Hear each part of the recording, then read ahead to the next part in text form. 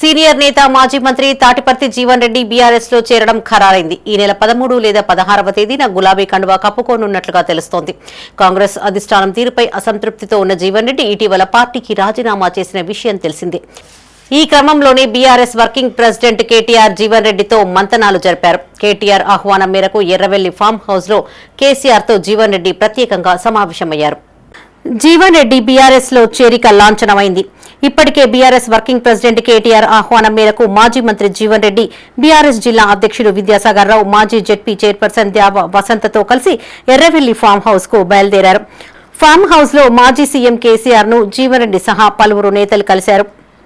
ఈ సందర్భంగా జీవన్ రెడ్డి కేసీఆర్ ను షాల్వాతో సన్మానించారు. ఎర్రవెల్లి ఫామ్ హౌస్ కు జీవన్ రెడ్డి రాక నేపథ్యంలో కేటీఆర్, కుప్పల ఈశ్వర్, గంగుల కమలాకర్, వేముల ప్రశాంత్ రెడ్డి, ఎమ్మెల్సీ ఎల్ రమణ, ఇతర నాయకులు సైతం కేసీఆర్ నివాసానికి చేరుకున్నారు. ఈ నెల 13న లేదా 16న జగిత్యాలలో బీఆర్ఎస్ సభ నిర్వహించడానికి సన్నాహాలు చేస్తున్నట్టు సమాచారం. ఈ సభలోనే పలువురు ముఖ్య నేతల సమక్షంలో జీవన్ రెడ్డి బీఆర్ఎస్ లో చేరనున్నట్టు తెలుస్తోంది.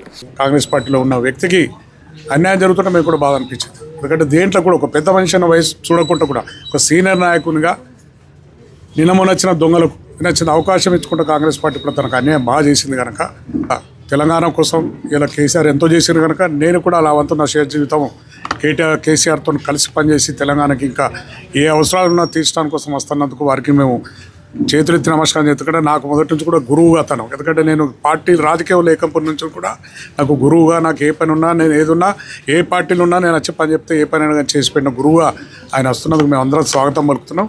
ఇవాళ కేసీఆర్ గారి దగ్గర అన్నను తీసుకొని పోయి ఇద్దరు కలిసి మాట్లాడదామని చెప్పి ఇద్దరు వాళ్ళ పాత అనుభవాలన్నీ కూడా చేసుకొని ఇద్దరు కలిసి పనిచేయడానికి కోసం సిద్ధమవుతుంది కనుక వారిని ఆహ్వానిస్తేందుకోసం తీసుకుపోవడానికి కోసం ఇక్కడికి వచ్చినాం. జగిత్యాల నియోజకవర్గంలో 20 నెలలుగా ఎమ్మెల్యే సంజయ్ కుమార్, మాజీ మంత్రి తాటిపర్తి జీవన్ రెడ్డిల మధ్య రగడ చోటు చేసుకుంది. గత అసెంబ్లీ ఎన్నికల్లో బీఆర్ఎస్ నుంచి గెలుపొందిన ఎమ్మెల్యే సంజయ్ కుమార్ కు కండువాను కప్పి కాంగ్రెస్ లోకి సీఎం రేవంత్ రెడ్డి ఆహ్వానించడాన్ని జీవన్ రెడ్డి తీవ్రంగా వ్యతిరేకించారు. ఈ విషయంలో కొన్ని మాసాలుగా జీవన్ రెడ్డి అసంతృప్తిని వ్యక్తం చేస్తున్నారు. ప్రస్తుతం జీవన్ రెడ్డి బీఆర్ఎస్ లో చేరడం ఖాయం కాగా జగిత్యాల నియోజకవర్గంలో ఎమ్మెల్యే సంజయ్ కుమార్ కు లైన్ క్లియర్ అయినట్టయింది. ఇదే సమయంలో జగిత్యాల నియోజకవర్గంలో బీజేపీ పట్టు సాధించే ప్రయత్నం చేస్తోంది.